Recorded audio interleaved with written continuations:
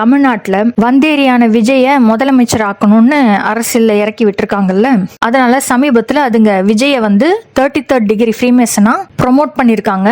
அதை பத்தி அடுத்தடுத்த வீடியோல பார்க்கலாம். இப்ப யூத அரக்கர் கூட்டத்தை சேர்ந்ததுங்க மீடியால பேசும்போது ஏதாவது ஒரு வகையில அவங்க அந்த கூட்டத்தை சேர்ந்தவங்க தான் அப்படின்றதுக்காக இந்த செய்கையை செஞ்சு காமிக்கிறாங்கல்ல.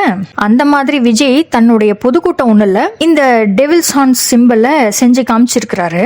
பாருங்க.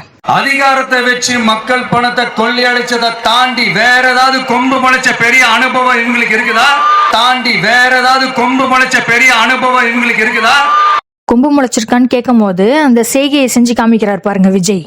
இது மூலமா உலகளாவிய ரகசிய அமைப்புகள், உலகளவுல அரசியல வாட்ச் பண்ணிட்டு இருக்காங்களே யூதர்கள், அவங்களுக்கு என்ன தெரிவிக்கிறாருன்னா இவரும் அவங்க ஆள் தான், அதாவது ஃப்ரீமேசன் அமைப்பை சேர்ந்த பஃபோமெட்டினுடைய அடிமை தான் இவரு அப்படின்னு உலகளவுல இருக்கிற யூத ரகசிய அமைப்புகள், யூத உளவு அமைப்புகளுக்கு இவர் தெரிவிக்கிறார். அவங்க ஆள் தான் இவரு, அதனால எவ்ரிதிங் இஸ் அண்டர் கண்ட்ரோல். தமிழ்நாட்டுல இருக்கிற சினிமா ரசிகர் கூட்டம் அவங்க கண்ட்ரோல்ல தான் இருக்கு, அதனால உலகளாவிய யூதர்களுக்கு கவலை வேண்டாம் அப்படின்னு இந்த செய்கை மூலமா அவர் மறைமுகமா தெரிவிக்கிறார். விஜய் 33rd டிகிரி ஃப்ரீமேசன் ஆனதுக்கு இன்னொரு ப்ரூஃப் தான் பீச் படத்துல அவரோட பேரை அறிமுகப்படுத்தும் போது அவரோட பேர்ல இருக்கிற வீன்ற எழுத்துக்கு கொம்பு முளைச்ச மாதிரி லோகோவை போட்டிருக்காங்க. அதை பொதுவா பார்த்தாலே அது ஆட்டுத்தலையை குறிக்கிற ஒரு சிம்பிள் மாதிரி தான் இருக்கு.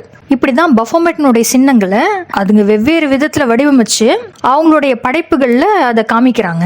விஜயனுடைய பேர்ல இருக்கிற அந்த வீன்ற எழுத்துக்கு கொம்பு முளைச்சது மூலமா விஜய்க்கு கொம்பு முளைச்சிருச்சு, அதாவது விஜயும் 33ஆம் டிகிரி ஃப்ரீமேசன் ஆயிட்டாரு அப்படின்ற ரகசிய செய்திய அவங்க ஆளுங்களுக்கு இது மூலமா அவங்க கம்யூனிகேட் பண்ணிக்கிறாங்க. இந்த கிளிப்பிங்க பாருங்க. விஜய் பேசும்போது ட்ரோனை பறக்க விடுறாங்க. அதுல ஒரு ட்ரோனு அவர் தலைக்கு பின்னாடி போய் நிக்குது. விஜய் தலையில 2 கொம்பு முளைச்ச மாதிரி இருக்கு பாருங்க. இப்ப சிலதுங்களாம் வருங்க, நீங்க சொல்ற இந்த விஷயம் அந்த ட்ரோன் ஆபரேட்டருக்கே தெரியாது, யாரோ ஒரு ட்ரோன் ஆபரேட்டர் விஜய் தலைக்கு பின்னாடி அந்த ட்ரோனை பறக்க விட்டுருக்காரு, அதை போய் கொம்பு முளைச்சதுன்னு சொல்றீங்களே அப்படின்லாம் சில கூமுட்டைங்க கேள்வி கேட்குங்க. பணம் கொடுத்தா எதை வேணாலும் செய்யறதுக்கு தயாரா பல பேர் இந்த நாட்டுல நடமாடிக்கிட்டு இருக்கிறாங்க. அப்படிப்பட்டவங்க தானே அரசியல்வாதிங்க. ஓட்டுக்கு காசு கொடுத்து மக்களையும் லஞ்சத்துக்கு பழக்கி விட்டாங்க. அப்ப அங்க இருக்கிற ட்ரோன் ஆபரேட்டர்களுக்கு பணம் கொடுத்து விஜய் தலைக்கு பின்னாடி அந்த ட்ரோன் நிக்கிற மாதிரி செய்யின்னு சொன்னா அவங்க செய்ய போறாங்க. இந்த மாதிரி லஞ்சம் கொடுத்து தானே இந்தியால அரசியலே நடந்துகிட்டு இருக்குது.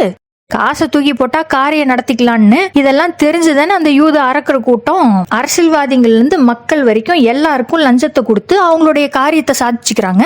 இந்திய சமூகத்துல நடக்கிற இந்த அடிப்படையான விஷயங்கள் கூட தெரியாத கூமுட்டைங்கள்லாம் கமெண்ட் எழுதுதுங்க.